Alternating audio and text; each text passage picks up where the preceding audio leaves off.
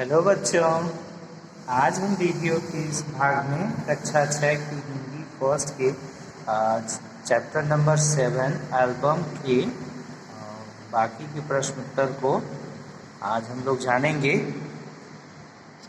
तो आइए इस चैप्टर में शेष प्रश्नों को देख लेते हैं।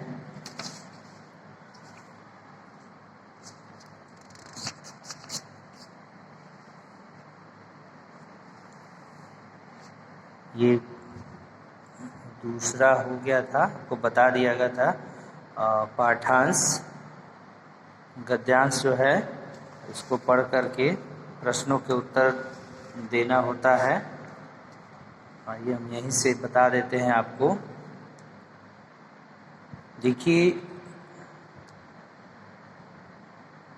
एकाएक लाला सदानंद बेसुध हो गए। पंडित जी ने गीता छोड़ दी और उनके सिरहाने बैठ गए। स्त्री गर्म दूध लेने के लिए बाहर दौड़ी और माँ घबराकर बेटे को आवाज़ें देने लगी।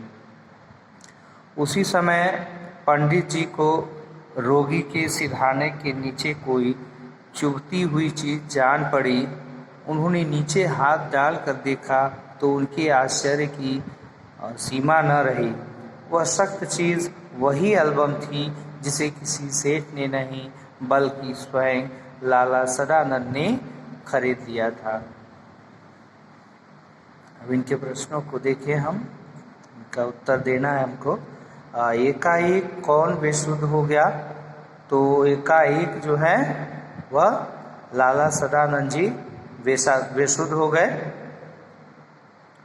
दूसरा प्रश्न है, पंडित जी रोगी के सिरहाने पर क्या कर रहे थे? तो पंडित जी रोगी के सिरहाने पर जो है वो हाथ रख के सहला रहे थे। लाला सदानंद के सिरहाने के नीचे क्या छिपा हुआ था?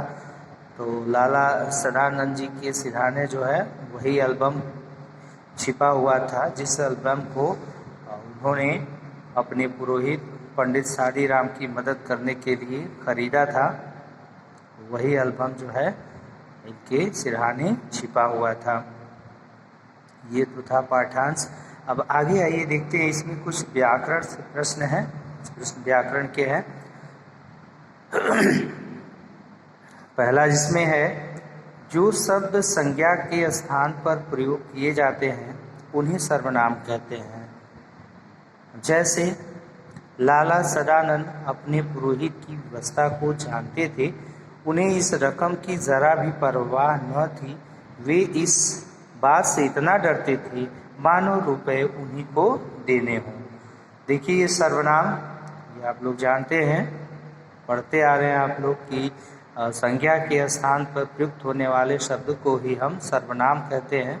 तो यहाँ पर लाला सदानंद के लिए आया है, जानते थे उन्हें, फिर ये सदानंद के लिए है कि इस रकम की ज़रा भी परवाह न थी और इसीलिए बस वो इतना डरते थे मानो रुपए उन्हीं को देने हो। यानी सब जो है ये लाला सदानंद जी के लिए ही सर्वनाम प्रयोग में लाए गए हैं। देखिए, इन वाक्यों में लाला सदानंद के लिए अपने, वे, उन्हें और उन्हीं शब्दों का प्रयोग हुआ है। संज्ञा के स्थान पर प्रयुक्त हुए इन शब्दों को ही हम सर्वनाम कहते हैं। अब देखिएगा, नीचे दिए वाक्यों में आए सर्वनाम शब्दों को रेखांकित कर सामने लिखिए। यानी हमको इस सेंटेंस में सर्वनाम को अंडरलाइन करना है और सामने लिखना भी है। तो उन्हें लाला सदानंद की 500 रुपये देने थे, तो इसको जो है ये सर्वनाम है उन्हें, इसको हम अंडरलाइन करेंगे और इसको सामने लिखेंगे भी। अगला है, वे उन्हें देखकर स्वयं उछल पड़े। तो वे, उन्हें और स्वयं, यह तीनों जो है संज्ञा के स्थान पर प्रयुक्त हुए हैं, इसलिए इन्हें सर्वनाम कहेंगे। तो वे, उन्हें, स्वयं, तीनों को अंडरलाइन करके हम यहाँ लिख देंगे कॉमा करके। आइए आगे देखते हैं। ग में मैं इनकी एल्बम बनाऊंगा। तो मैं इनकी एल्बम बनाऊंगा, इसमें जो है सर्वनाम मैं है, मैं को अंडरलाइन करेंगे और यहाँ पर हम लिख देंगे को जो स्पेस दिया हुआ है इसके सामने। मुझे आज हल्का होने दीजिए, मुझे आज हल्का होने दीजिए। तो मुझे ये किसके लिए आया है, ये किसने कहा था? ये पंडित सादी राम जी ने कहा था अपने यजमान लाला सदानंद जी से कि मुझे हल्का होने दीजिए। तो मुझे उनके लिए आया है, पंडित जी के लिए। ये सर्वनाम है, संज्ञा का स्थान पर प्रयुक्त हुआ है, तो इसको हम यहाँ अंडरलाइन करेंगे। और अंडरलाइन करने के बाद हम यहाँ इसको लिख देंगे। मेरा धर्म है कि आपकी सेवा करूं। अब मेरा धर्म है कि आपकी सेवा करूं। यजमान है भाई, उनके पुरोहित है, वो कहते हैं ना कि आप मेरे पुरोहित हैं और इसलिए हमें आपकी सेवा करनी चाहिए, मैं आपकी सेवा करूं, मेरी इच्छा होती है। तो यहाँ मेरा, मेरा जो है और आपकी, ये दोनों जो है सर्वनाम है। तो इसको हम यहाँ पे अंडरलाइन करेंगे और अंडरलाइन करके जो स्पेस है उसमें हम लिख देंगे।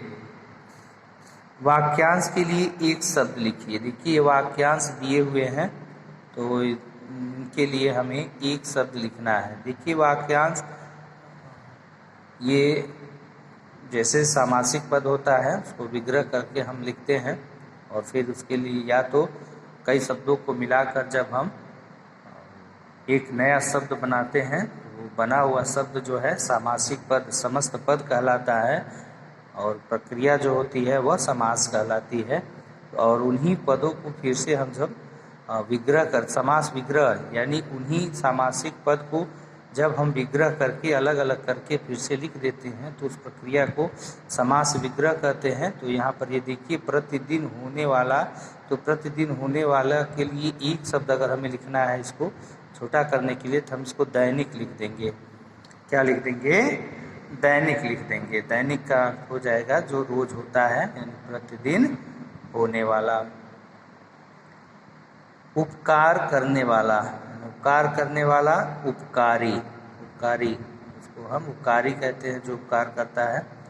अगर यहाँ पे उपकारी लिखा होता और उसको विग्रह करने के लिए कहता तो यही होता कि उपकार करने वाला, लेकिन यहाँ पर विग्रह दिया हुआ है, हमको एक शब्द में लिखना है तो उपकार करने वाला यानी उपकारी। महीने में एक बार होने वाला, महीने में एक बार होने वाला यानी उसको हम मासिक कहेंगे। और सप्ताह में एक बार होने वाला उसको हम साप्ताहिक कहेंगे। और वर्ष में एक बार होने वाले को हम वार्षिक कहेंगे। ये थे वाक्यांशों के लिए एक शब्द। अब आइए आगे हम देखते हैं। कह रहा है कि दूसरा जो है, जो शब्दांश शब्द के अंत में लगकर उसका अर्थ बदल देते हैं उन्हें प्रत्यय कहते हैं। जैसे उपकार धन ई हो जाएगा उपकारी, और विवश धन ता विवशता आज। कुछ अन्य प्रत्यय हैं, ईन, आ, इत, वाला, वान, आई, इक, त्व, अक आदि, ये सारे प्रत्यय हैं। देखिए उपसर्ग और प्रत्यय आप लोग पहले से भी पढ़ते आ रहे हैं, जान लीजिए उपसर्ग और प्रत्यय को। उपसर्ग वे शब्दांश होते हैं, ये शब्द नहीं होते, इनको कभी भी हम शब्द नहीं कहेंगे।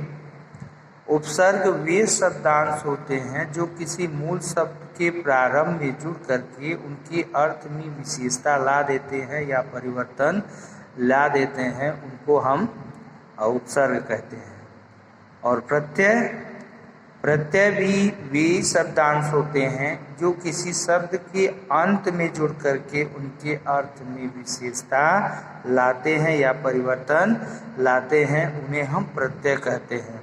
तो यहाँ पर हमको जो है प्रत्यय अलग करना, कह रहा नीचे दिए शब्दों में से मूल शब्द और प्रत्यय अलग अलग कीजिए। तो जैसा कि आप जानते हैं, चाहे वो उपसर्ग हो यानी जो पहले जुड़ने वाला शब्दांश है, या वो प्रत्यय हो जो बाद में जुड़ने वाला शब्दांश है, लेकिन दोनों जुड़ते कहाँ हैं ये कभी मत भूलेंगे आप लोग। ये मूल शब्द में, मूल शब्द का अपना अर्थ होता है। अगर वो शब्द निरर्थक है, अलग करने पर समझ लीजिए आपने सही नहीं किया है, तो मूल शब्द में ये जुड़ते हैं। तो हमको यहाँ पर यही करना है कि मूल शब्द को अलग करना है और प्रत्यय को उसमें से अलग करना है। अब जैसे यहाँ पर दिया हुआ है ठंडी, तो ठंडी में अगर हमको अलग करना है मूल शब्द और प्रत्यय, तो मूल शब्द हमारा हो जाएगा ठंड। अरे ठंड से मतलब कुछ होता नहीं है, तो ठंड, ठंड यानी ठंडा। और ई प्रत्यय क्या होगा? ई प्रत्यय इसमें हो जाएगा ई। यहाँ दिया हुआ है यहाँ भाई, इसमें ई नहीं दिया हुआ है, ये प्रत्यय यहाँ पर है ई, तो ये प्रत्यय होगा यहाँ पर। और मासिक, मास है, इसमें जो है मूल शब्द जो है मास, मास मतलब महीना होता है, महीने को मास कहते हैं हिंदी में। तो इक, मास मूल शब्द हो जाएगा और इक जो है वो प्रत्यय हो जाएगा।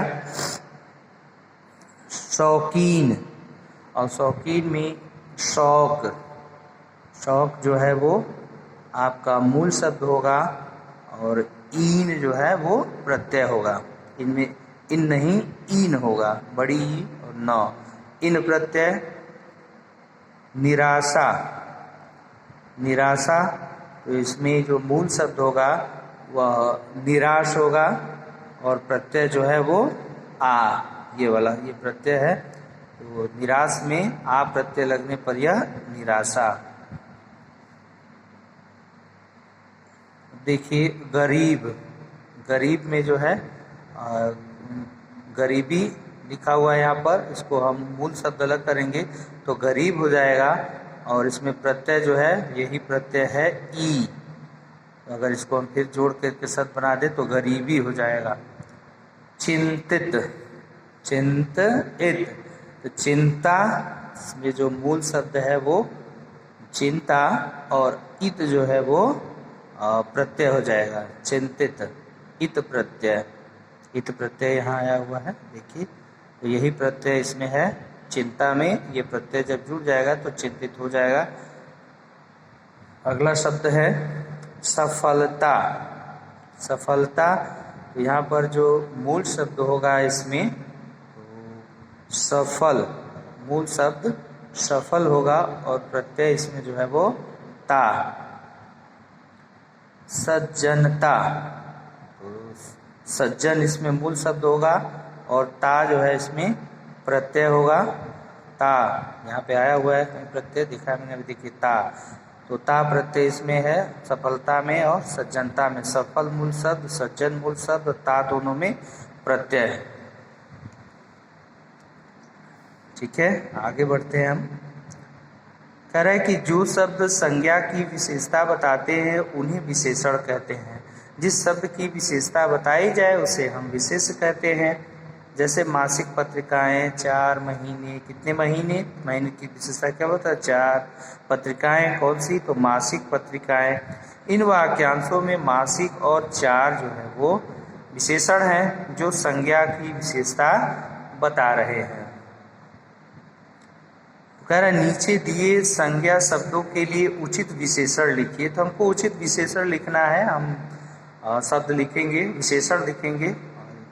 संज्ञा के विशेषण हम कुछ भी लिख सकते हैं, आप अपने हिसाब से लिख सकते हैं, लेकिन विशेषण ही लिखेंगे, यानी जो इनकी विशेषता को प्रकट करें, जो विशेषता को बताएं। तो चित्र, तो चित्र कैसा चित्र? तो सुंदर चित्र कर दें यहाँ पर, सुंदर चित्र। सांस, सांस कैसी सांस?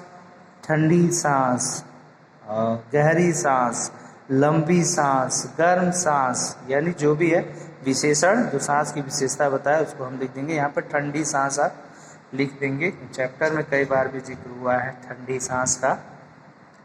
नमूना, इसका नमूना तो अच्छी चित्रकला के नमूने या बढ़िया नमूने, चित्र के बढ़िया नमूने। ठीक है, अब हम आते हैं दूध। तो दूध, गर्म दूध, जैसा कि चैप्टर में आया हुआ है, हम ठंडा दूध भी लिख देंगे तब भी जो है वो सही है। तो गर्म दूध। चीज़, अच्छी चीज़। ब्राह्मण, तो ब्राह्मण यहाँ पर निस्वार्थ ब्राह्मण, लोभी ब्राह्मण, चालाक ब्राह्मण, लेकिन आप यहाँ पर जो है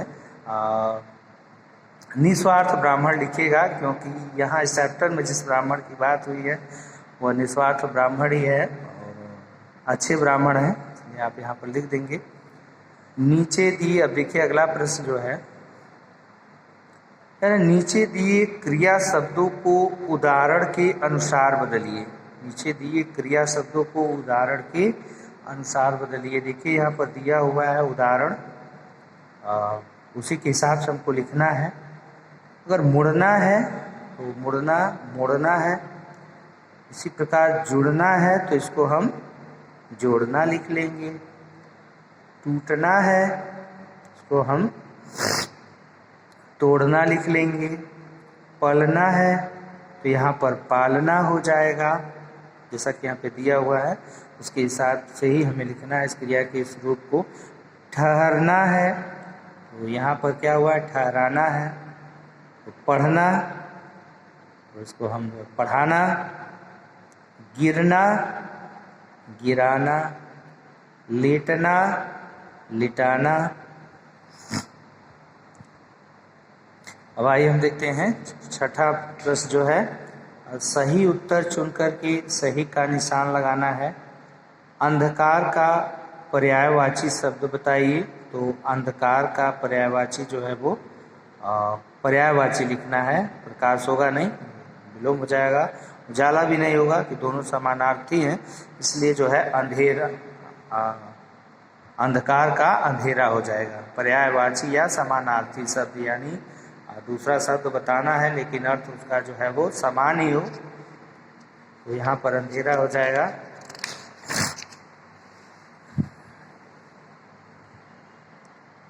आभा, आभा शब्द है। आभा का पर्यायवाची शब्द देखिए यहाँ पर कांति है, बोझा है और गांठ है। तो न बोझा होगा और न गांठ होगा, यहाँ पर कांति हो जाएगी, चमक। कांति मतलब भी आभा। आशा, आशा का विलोम शब्द देखिए अभी तक यहाँ पे पर्यायवाची था, ध्यान दीजिएगा। यहाँ पर कह रहा है कि आशा का, यहाँ विलोम शब्द बताना है हमको। तो आशा का यहाँ आस है, मन है और निराशा है। तो अगर हम विलोम लिखेंगे तो आशा का निराशा होगा। रोगी का विलोम शब्द बताना है हमको। तो रोगी का जो है विलोम शब्द है वह देखिए यहाँ पर निरोगी, डॉक्टर और मरीज, तीन चीज़ दिए हुए हैं। तो डॉक्टर भी नहीं होगा और मरीज भी नहीं होगा, तो हमारा क्या हो जाएगा, निरोगी। रोगी का निरोगी। ऋण का पर्यायवाची शब्द बताइए। तो ऋण का पर्यायवाची शब्द हमको बताना है। तो यहाँ पर तीन ऑप्शन आपके दिए हुए हैं, झूठ, उधार, ऊंचा। तो इन तीनों में से जो है ऋण का पर्यायवाची जो है वो उधार होगा, झूठ होगा नहीं और ऊंचा नहीं होगा। ये ध्यान दीजिएगा, सारे का पर्यायवाची था लेकिन यही दो थे बीच में, इनका विलोम लिखना था। लिखते समय आप ध्यान देंगे। और यहाँ पर ऋण का पर्यायवाची शब्द जो है वह उधार होगा। तो ये हमारा जो है एक्सरसाइज कंप्लीट हो गया। उम्मीद है आप लोग को समझ में आया होगा। इसको आप लोग फिल कर लेंगे अपनी बुक में, बाकी फिर आगे नेक्स्ट वीडियो में। So student take care, bye bye.